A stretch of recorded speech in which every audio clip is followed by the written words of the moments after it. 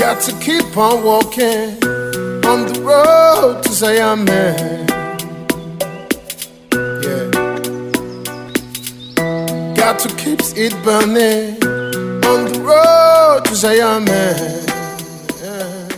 Hola oyentes de Radio Sefarad y bienvenidos una vez más a la sección Sionismo no solo cuestión de judíos de Luciano Mondino. ¿Qué tal, Luciano? Hola Jorge, ¿qué tal? Buenas tardes. Para esta ocasión creo que hablarás de Azerbaiyán y del tema de la guerra en Irán, ¿cierto? Bueno, vamos a ir hoy justamente a un tema que muchas veces no se sigue con tanto detalle como realmente la importancia sí lo amerita, que es Azerbaiyán, un país muy incómodo para Irán, y esto lo vamos a poner un poco en contexto por lo que es la guerra que inició a finales de febrero, pero también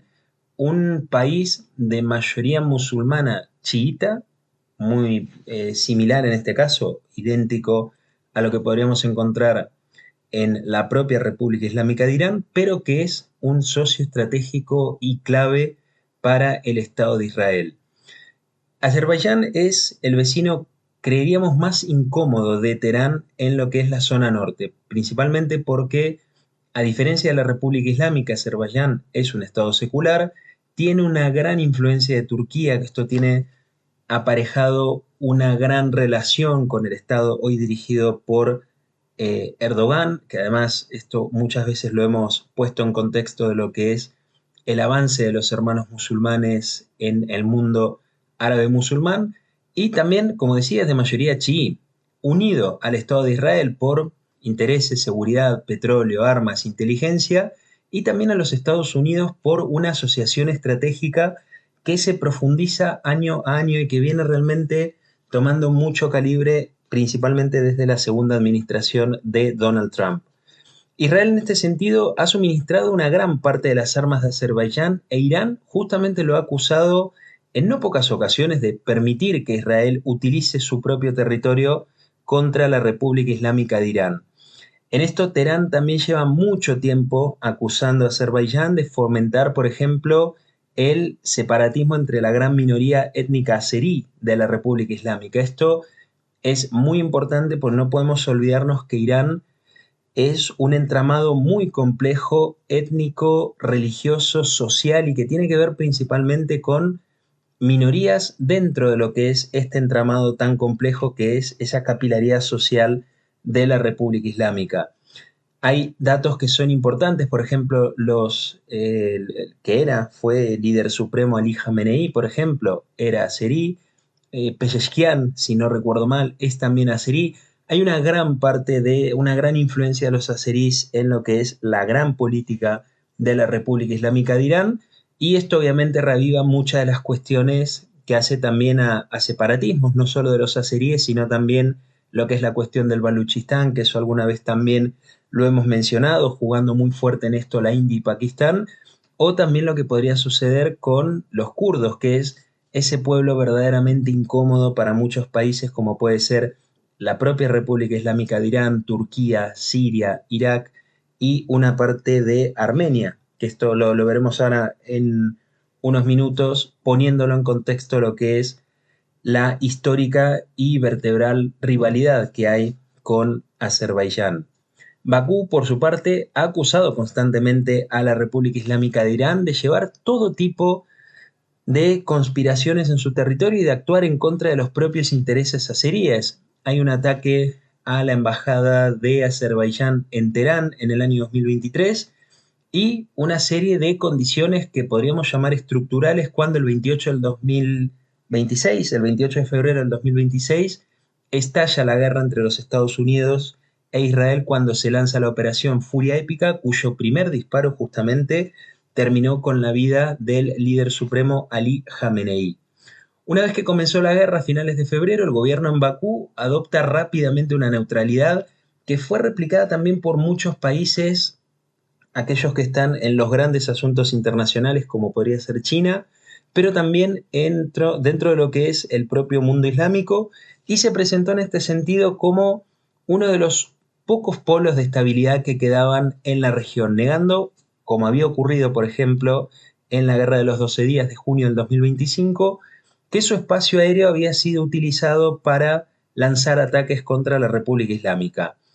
El 4 de marzo, entre el 4 y el 5 de marzo, primeros días de ese mes, a muy pocos días de iniciada la guerra, el presidente de Azerbaiyán, Ilham Aliyev, visitó la embajada de Irán en Bakú para firmar un libro de condolencias por el propio Ali Khamenei. En esto hay muchas postales que son muy buenas porque definen un poco lo que son las cuerdas que hay detrás de todo este tipo de diplomacia. Me hace acordar un poco a las últimas 48 o 72 horas que hemos visto justamente esa demostración de las delegaciones de Arabia Saudita y Qatar que viajaron justamente a Irán para participar del funeral de la República Islámica y el funeral justamente del propio líder Ali Khamenei. En esto son, insisto, participaciones que creo que podríamos entender como posiblemente adelantos de lo que son los golpes de timón estratégicos, si no se quiere realmente confrontar a Irán, donde habría en este caso un acercamiento mayor e incluso, quién sabe, hasta el abandono de algunos acuerdos o algunas estructuras que se han estado planteando en el último tiempo. La postura, en este caso de Azerbaiyán, servía claramente a intereses muy concretos a la propia política azerí. Pensemos no solo en el conflicto en el corazón del Oriente Medio, sino también cómo la guerra en Ucrania seguía siendo y sigue siendo todavía un tema sin resolver, la cuestión del Cáucaso Sur que venía generando algún tipo de riesgos por ser justamente el único corredor seguro de energía y lo que es el sostenimiento del transporte entre Europa y Asia y por supuesto una demanda muy alta de lo que es la ruta Transcaspia que se empezaba justamente a disparar. En ese sentido, creo que la neutralidad de esa retórica no debe confundirse con una distancia efectiva de alineación. ¿Qué quiero decir con esto? Que en junio de este año, la CNN, por ejemplo, informó que Israel había desplegado fuerzas especiales y unidades de inteligencia dentro del propio territorio azerí.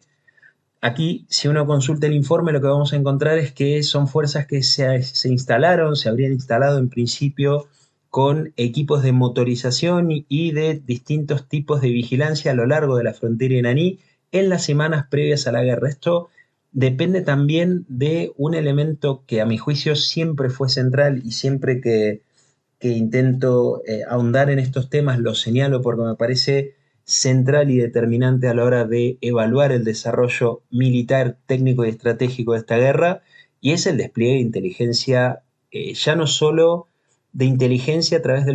los propios servicios secretos, sino de la propia inteligencia humana que está en el territorio del propio Irán o muy próximo también a ellos.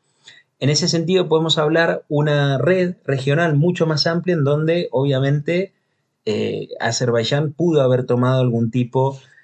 de posicionamiento. Por supuesto, la respuesta de Bakú fue de rechazo absoluto por considerar este informe totalmente infundado, pero quedan muchas cuestiones sobre estos aspectos. Unos días después de empezada la guerra, de hecho, si no recuerdo mal, coincide o estuvo muy, muy cerquita de la visita del presidente de Azerbaiyán al libro de sepelios de Ali Khamenei. La República Islámica de Irán lanza drones desde el territorio iraní que atajaron en la zona de Najicheván, un enclave azerbaiyano en la frontera de Irán. En este sentido, el Ministerio de Defensa de Azerbaiyán salió muy rápido a declarar que 4 drones de Irán habían participado en el ataque. Uno fue neutralizado por defensas aéreas azerbaiyanas, mientras que los otros alcanzaron objetivos civiles, terminaron impactando en ellos, y uno llega a impactar incluso en la terminal del aeropuerto internacional de este territorio, otro aterrizó cerca de una escuela o de un centro educativo, y el último en lo que es la infraestructura civil. En este sentido, hubo civiles que resultaron heridos, no se detectaron personas que hayan fallecido, pero por supuesto esto llevó a una escalada muy grande en la tensión entre Bakú y Teherán. La República Islámica negó, por supuesto, toda responsabilidad en esto. El ministro de Asuntos Exteriores, Abbas Araki, que es hoy quizás la cara más visible de las negociaciones y el acuerdo que se está estructurando con los Estados Unidos, terminó sugiriendo que en realidad los ataques podrían haber sido una falsa bandera israelí, destinada en esto a arrastrar a Azerbaiyán a la guerra y sembrar cierta discordia entre los estados musulmanes, práctica que, como vimos luego en el propio desarrollo de la guerra, es muy probable que suceda por las fracturas que hay hacia adentro de la República Islámica de Irán. En ese sentido, la primera trata de justamente este tipo de acciones que pueden ser acciones no autorizadas de unidades dentro de la Guardia Revolucionaria, cuya cadena de mando se ha fracturado y muy fuerte durante los primeros días de la guerra, es un poco lo que se estaba y de lo que se sigue realmente, por supuesto, en este sentido. En este caso, por supuesto, la República, en este caso, la respuesta pública del presidente y tanto los altos mandos de Azerbaiyán condenaron fuertemente los ataques, hablaron incluso de actos de terrorismo, se convocó al embajador de Irán, se llamó de nuevo justamente al enviado de Azerbaiyán, se ordenó al ejército que se desplegara en la frontera y además advirtió que cualquier fuerza hostil se enfrentaría al puño de hierro de Azerbaiyán. Una frase que no fue casual, porque justamente puño de hierro fue el nombre en clave que Azerbaiyán dio a su ofensiva en el año 2020 en la Segunda Guerra del Karabaj, una guerra que tiene mucha connotación en lo que es la posición nacional de Azerbaiyán y una parte muy importante que se dirigía ya no solo en un mensaje hacia la República Islámica de Irán. Hubo en este sentido una desescalada que se trabajó y de alguna forma se empezó a trabajar en lo que sería una suerte de balance estratégico de Azerbaiyán y su relación en perspectiva con la República Islámica de Irán. Además de esos ataques del 5 de marzo, hubo un episodio muy trascendental de la guerra en la zona de Azerbaiyán que podría haber sido los ataques de Israel contra la flota de Irán en el Mar Caspio, que fue en la noche del 18 de marzo, en donde aviones israelíes impactaron por primera vez en la guerra la base naval norte de Bandar Anzali, en donde destruyeron una corbeta iraní, lanchas misilísticas, infraestructuras navales, que eran activos también de la Guardia Revolucionaria Islámica, y los buques que no representaban una amenaza directa para Israel desde el Mar Caspio. Su destrucción, sin embargo, termina degradando la fuerza mejor posicionada que tenía Irán para amenazar justamente y atacar eventualmente aquellas plataformas energéticas offshore de Azerbaiyán, que son aquellas que producen el petróleo que Israel importa casualmente, y mientras terminaban reforzando el poder de la marina azerí en el Mar Caspio. ¿Qué es lo que termina connotando esta guerra para el propio Azerbaiyán? A corto plazo lo que tenemos es ganancias reales que puede detectar Bakú, son mayores ingresos energéticos, un papel mucho más central como un estado de tránsito y un peso diplomático que ganó mucha relevancia desde el momento que logra transformar desde una neutralidad hasta una posición muy beneficiosa por su vinculación con el Estado de Israel. Los ataques con drones y el frustramiento de complots de la Guardia Revolucionaria Islámica contra las infraestructuras energéticas azeríes, como también ataques que se pergeñaron contra la Embajada de Israel en Bakú y sinagogas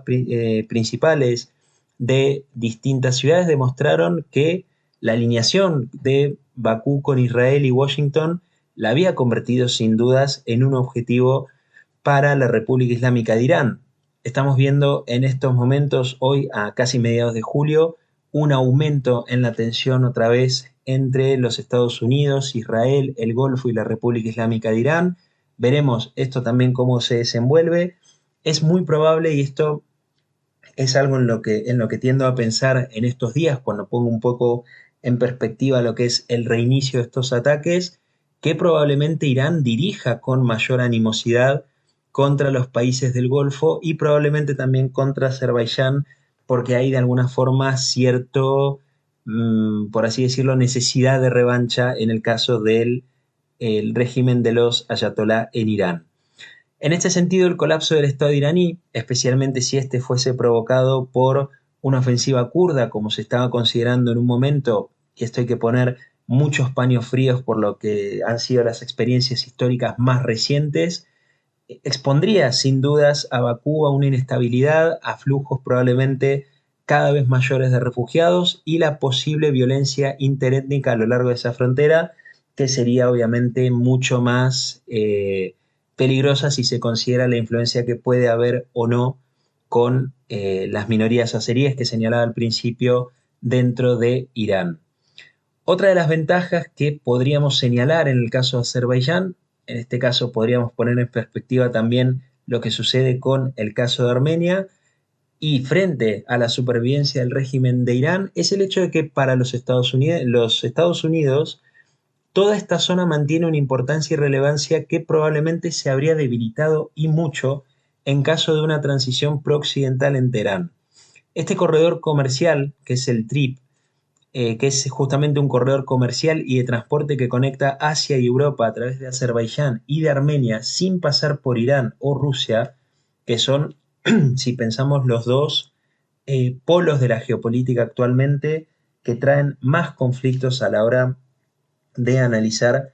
este tipo de guerras, las dos grandes guerras que está teniendo el sistema internacional, y podríamos incluso esto ponerlo un poco en contexto también con lo que significa la guerra comercial entre los Estados Unidos y China, una guerra fría 2.0. Sin embargo, esta debilidad y el desarrollo continuo de este flujo comercial y sus derivaciones económicas dependen sin dudas de un proceso de paz entre Bakú y Ereván. Esto siempre está bastante latente por lo que es el acercamiento de Azerbaiyán hacia Turquía. En esto hubo un revuelo muy grande en las últimas semanas cuando Israel, después de muchísimo tiempo, creo que salda una deuda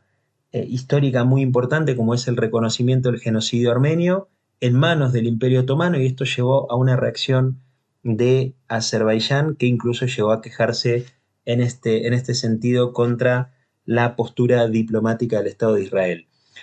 Creo que en este sentido Azerbaiyán sigue, como esto ya como